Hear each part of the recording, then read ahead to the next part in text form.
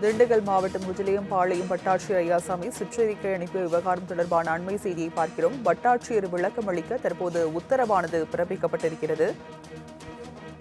Communist கட்சியினரின் தகவல்களை திரட்ட வட்டாட்சியர் ஐயாசாமி சுற்றறிக்கை அனுப்பினார்.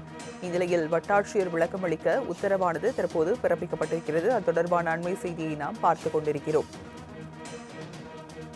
சுற்றறிக்கை குறித்து கம்யூனிஸ்ட் கட்சியினர் தொடர்ந்து கடும் எதிர்ப்பு தெரிவித்த நிலையில் தற்போது வட்டாட்சியர் விளக்கமளிக்க உத்தரவு பிறப்பிக்கப்பட்டிருக்கிறது. கூடுதல் விவரங்களை செய்தியாளர் நௌஷாத்திடம் தகவல்களை கேட்கலாம். நௌஷாத், விவரங்கள் என்ன? வணக்கம் ராஜலட்சுமி.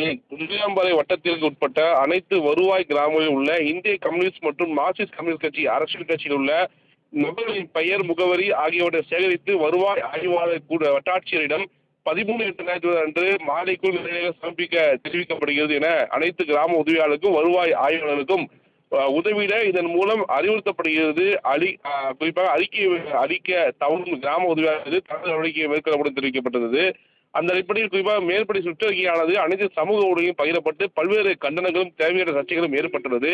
தங்கள் நடவடிக்கைகளினால் பல்வேறு அமைப்புகளிடமிருந்து ஆட்சேபனை மற்றும் போராட்ட அறிவிப்பு வெளிவருவது மட்டுமல்லாமல் அதனால் குஜிலியம்பாளையம் வட்டத்தில் அமைதியான நிர்வாக சூழ்நிலை, குறிப்பாக பணியில் சேர்ந்து 10 தினங்களிலேயே வட்டாட்சியர் குறிப்பாக பணி செய்த 10 தினங்களிலேயே கள நிலைமை, உள்ளூர் சூழல் மற்றும் மாவட்ட நிர்வாக நடைமுறைகள் ஆகியவற்றை முழுமையாக கருத்தில் கொள்ளாமல் தன்னிச்சையான முறையில் சில நிர்வாக முடிவுகளை மேற்கொண்டு அலுவலக பணியாளர் சுமூகமாக போக்கு இல்லாமல் தங்களது செயல்களின் மூலம் நிர்வாகத்தின் சீரான செயல்பாடு அலுவலகத்தில் அமைதியான பணிச்சூழல் ஆகியவற்றிற்கு குந்தகம் விளைவித்துள்ளீர்.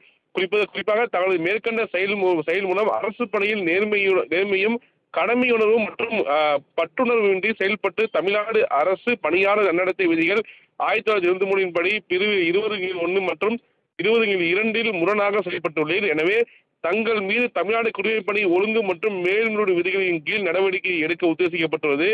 மேற்கண்ட உத்தேச நடவடிக்கைகளுக்கு எதிராக விளக்கம் எதுவும் தெரிவிக்க விரும்பும் பட்சத்தில் அதனை இந்த குறிப்பானை கிடைக்கப்பெற்ற 15 நாட்களுக்குள் சமர்ப்பிக்குமாறும் தங்களது உரிய முறையில் சந்தர்ப்பம் அளிக்கப்படுகிறது. மேற்குறிப்பிட்ட காலக்கெடுவிற்குள் தங்களது விளக்கத்தை அளிக்க வேண்டும். அவ்வாறு விளக்கம் அளிக்க தவறும் பட்சத்தில் தங்கள் கூறிக்கொள்ள விளக்கம் எதுவும் இல்லை என கருதி இருக்கின்ற ஆவணங்களின் அடிப்படையில் சந்ததிகள் அடிப்படையிலும் முடிவான உத்தரவு பிறப்பிக்கணும். இக்குறிப்பானை பெற்றுக் கொண்டமைக்கு உரிய முறையில் தங்களது ஒப்புகையினை அளிக்குமாறு கேட்டுக்கொள்கிறேன் என குறிப்பாக வருவாய் குடிமைப்பணி ஒழுங்கு மற்றும் மேல்முறை விதியின் கீழ் இந்த அறிக்கை அளிப்பதாக வருவாய் நிர்வாகம் அறிக்கை அளிக்கிறாங்க. ஒரு சுற்றறிக்கை வெளியிட்டிருக்காங்க. அது வட்டாட்சியருக்கு மிக முக்கிய ஒன்றாக பார்க்கப்படுகிறது. ஏன்னா இதை எதிர்ப்பு தான் குறிப்பாக கம்யூனிஸ்ட் கட்சி கூட இன்று போராட்டத்தில் ஈடுபட்டிருக்கிறார்கள்.